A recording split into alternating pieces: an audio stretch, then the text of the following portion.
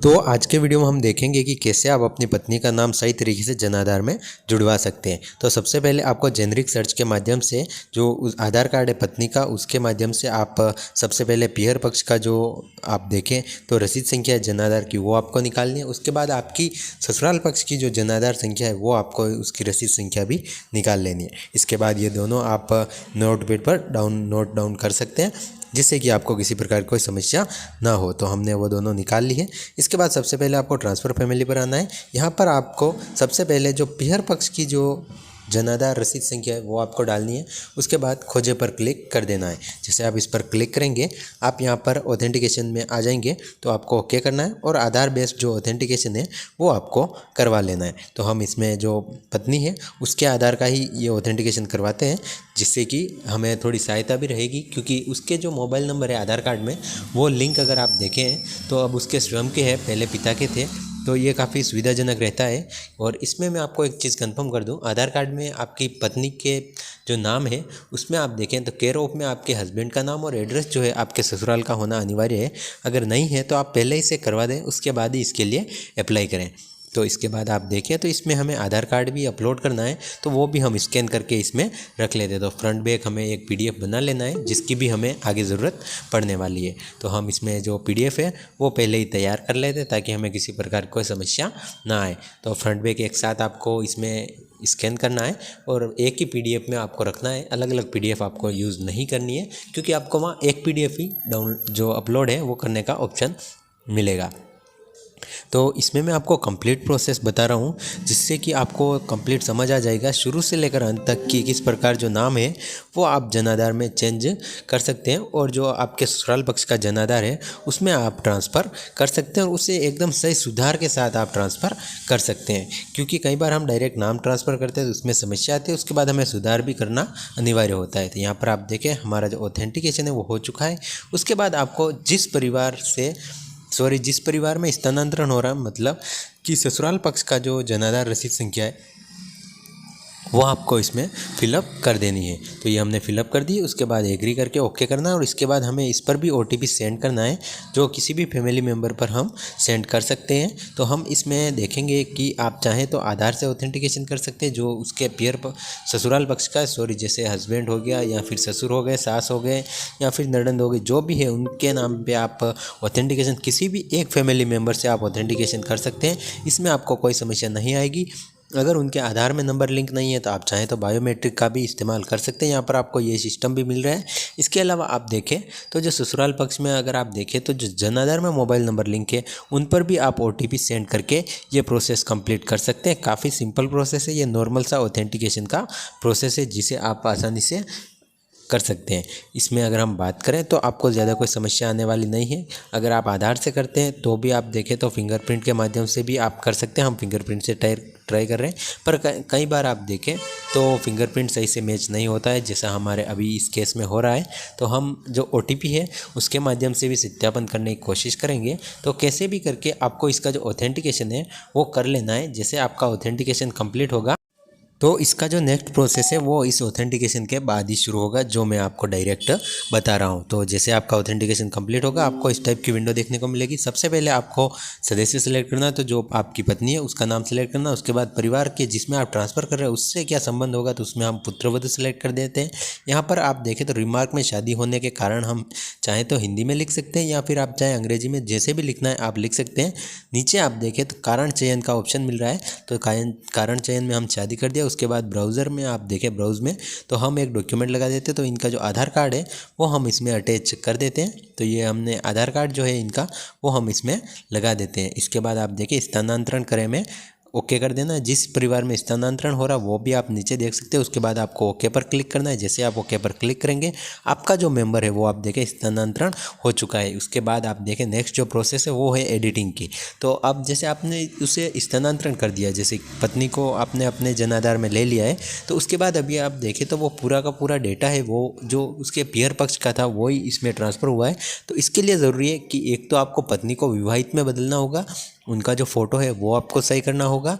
और उसके बाद में आप देखें तो अपने स्वयं का नाम, अगर आप देखें हस्बैंड का जो नाम है उसे भी आपको विवाहित करना होगा, क्योंकि पहले से वो अविवाहित है, तो उसमें वापस उसे विवाहित करके उसके साथ भी पत्नी का नाम उसे जोड़ना होगा, जिससे कि आपका जो जनाधार है वो कम्प्लीटली एडिट हो जाएगा। तो हम आगे की जो एडिटिंग है वो हम नॉर्मली जो जनाधार में एडिटिंग करते हैं उसके माध्यम से शुरू कर देंगे। तो यहाँ पर हमें जो नाम देखें आप इसमें, तो जो पत्नी का नाम है वो भी इसमें आ चुका है। इसके बाद हमें जो ऑथेंटिकेशन है वो किसी भी एक के जनाधार संख्या से, आधार संख्या से, आप किसी से भी ऑथेंटिकेशन आप कर सकते हैं। तो इसमें आपको कोई समस्या आने वाली नहीं है। जो नाम है वो आप देखें तो सक्सेसफुली ट्रांसफ़र हो चुका है। अब इसमें नॉर्मल सी हम एडिटिंग और कर देंगे, जिससे कि हमें और आगे जो समस्या है वो ना आए। तो ये हम जो आगे का एडिटिंग है वो हम इसमें शुरू कर देते हैं। तो आशा करूँगा आपको ये हमारा जो वीडियो है वो पसंद आ रहा होगा। थोड़ा सा ये लंबा प्रोसेस हो रहा है, क्योंकि मैं आपको कंप्लीट जो प्रोसेस है वो स्टेप बाय स्टेप समझा रहा हूँ, इस कारण ये प्रोसेस जो है हमारा वीडियो थोड़ा लंबा भी हो रहा है। बाकी आप देखें तो कई बार साइट भी स्लो चलती है, उससे भी थोड़ी समस्या आ सकती है। तो ये भी होता रहता है। जनाधार में कई बार आपको क्रैश का भी सामना करना पड़ सकता है, पर आप जनाधार में आसानी से एडिटिंग कर सकते हैं। अगर आप चाहें तो ये एडिटिंग अपनी SSO ID से भी आप कर सकते हैं, अपने खुद का अगर जनाधार है। बाकी आप ई-मित्र पर ही करवाएं, सबसे बेस्ट रहेगा, क्योंकि आपको नॉर्मल सा चार्ज देना पड़ता है, पर उसमें आपका जो कार्य है वो आप देखें तो एकदम सही से हो जाता है। तो इस एडिटिंग में अगर आपके पत्नी के नाम में कोई मिस्टेक है, जाति में मिस्टेक है, या फिर उसके जो फ़ोटो है वो आप देखें तो अगर पुराना है, जो पीयर पक्ष में लगा हुआ है, तो वो भी आप चेंज करके एक परफेक्ट एडिटिंग करके आप फाइनल में इसे अपने जो कस्टमर है उन्हें आप दे सकते हो। तो इसके बाद आप देखें जनाधार ओपन हो चुका है। तो यहाँ पर आप देखें तो हमें इसमें ज़्यादा कुछ नहीं करना है। नॉर्मल सा जो अल्पसंख्यक है वो हमें सेलेक्ट करना है। इसमें जो परिवार के मुखिया है उनकी जो वार्षिका है वो हमें अपडेट कर देनी है। तो ये अगर आप देखें तो स्टार्टिंग से अपडेट नहीं होती, पहली बार इस जनाधार में एडिटिंग हो रही है, इस कारण तो हमने इसमें अपडेट कर दी। इसके बाद आप देखें तो हमें इसके जो पत्नी है या फिर पति है, दोनों में से एक एक करके दोनों का हमें सही करना है। सबसे पहले हम पति का सही करेंगे। पति का सही करने के लिए आप देखें तो जो फ़ोटो है वो आप देख सकते हैं काफ़ी पुराना है, तो हम इसमें फ़ोटो अपडेट कर देंगे। इसके अलावा जो वैवाहिक स्थिति है वो भी हमें चेंज करनी होगी। तो वैवाहिक स्थिति में भी अगर आप देखें तो थोड़ी समस्या है, जैसे कि आप देखें अभी सिंगल कर रखा है, अविवाहित कर रखा है, तो उसे हमें विवाहित में चेंज करना होगा। इसके अलावा जो डेट ऑफ बर्थ है उसमें भी आप अगर चाहें तो कुछ भी करेक्शन है, अगर आपको लगता है कि मिस्टेक है तो वो भी आप इसी टाइम कर दें, जिससे कि जो फाइनल में जो जनाधार आएगा वो एकदम सही आएगा, इसमें किसी प्रकार कोई मिस्टेक नहीं आएगी।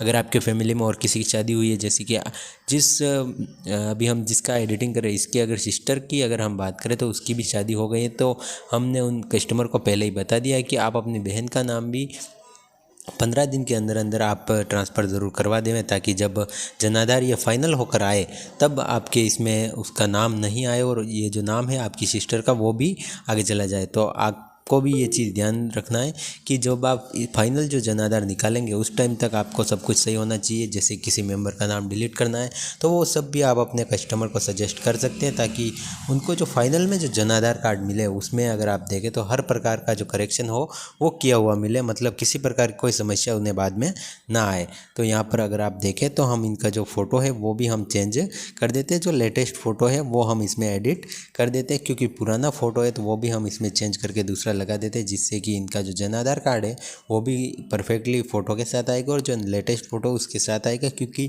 विवाहित जैसा लगना भी चाहिए कि विवाहित है ये।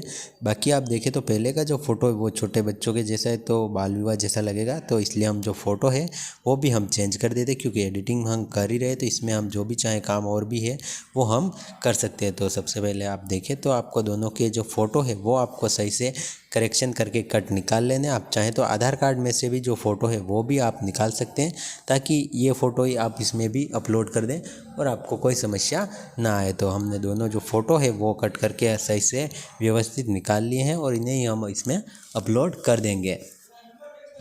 तो यहाँ पर आप देखें तो हमारे जो फ़ोटोज़ हैं वो हमें मिल चुके हैं। इसके बाद हमें पत्नी का जो नया फ़ोटो है वो भी अपलोड कर लेना है। तो यहाँ पर हम जो पत्नी का लेटेस्ट फ़ोटो है वो भी हम इसमें अपलोड कर रहे हैं। इसके बाद में वैवाहिक स्थिति आप देखें तो ये हमें अपलोड करनी, जो अपडेट करनी अनिवार्य है, क्योंकि इसमें आप देखें पहले आपको अविवाहित होगा तो इससे आपको विवाहित में बदलना अनिवार्य होगा। इससे आगे का जो प्रोसेस है वो अगर आप देखें तो आप फास्ट फॉरवर्ड कर भी देख सकते हैं, क्योंकि यहाँ पर अगर हम बात करें तो इसमें आगे जो प्रोसेस है वो नॉर्मल है, आप एडिटिंग करते आए हैं और फाइनल में आप देखें तो आपकी जो रिसिप्ट है वो आपको मिल जाएगी। तो ये इतना कठिन नहीं है, आप कम्प्लीटली वीडियो को देख सकते हैं और नॉर्मल सी एडिटिंग है, इसमें ऐसा कुछ नहीं है, वो आप हमेशा ही करते आए हैं, आपको कोई समस्या नहीं आएगी। तो ये थोड़ा वीडियो लंबा हो रहा है, इस कारण मैं यहाँ पर अपनी जो ऑडियो है वो अब ऑफ़ कर रहा हूँ। आप चाहें तो यहाँ से जो स्पीड है इसकी फास्ट करके देख सकते हो और फाइनल में आपकी जो रिसिप्ट है वो आपको मिल जाएगी। तो आशा करूँगा आपको ये वीडियो पसंद आया होगा, और भी ऐसे वीडियो के लिए आप चैनल को सब्सक्राइब करें और कोई सवाल पूछना हो तो कमेंट करें। धन्यवाद।